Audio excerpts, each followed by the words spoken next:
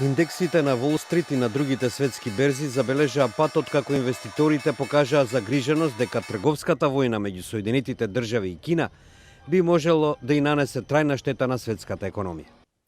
Дова дојде откако Кина ги стопираше набавките на американските земјоделски производи и ја собори вредноста на јуанот на најниско ниво во однос на доларот во последните 11 години.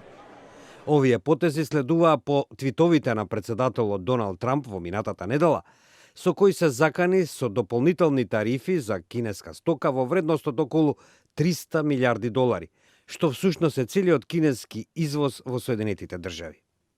The cheaper currency will help offset some of the effect of these tariffs, so that by making it cheaper to buy the same good from China because of the currency being cheaper, then that can offset the expense that is coming into play with the tariff.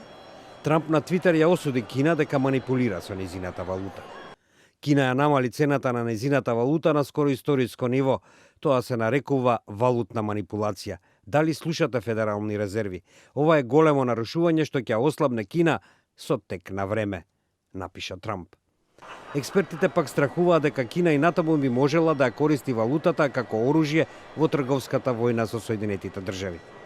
Финансискиот аналитичар Оливер Пурш вели дека со овој најнов потек Кина му порачува на Трамп од ја минал црвената линија.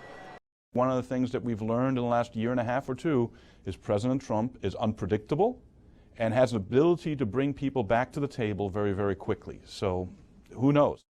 Како и да е, последниот потек на Пекинг во трговската војна меѓу најголемите светски економии дополнително ја затемни сликата за глобалната економија, која и онака во последно време покажува знаци на опаѓање.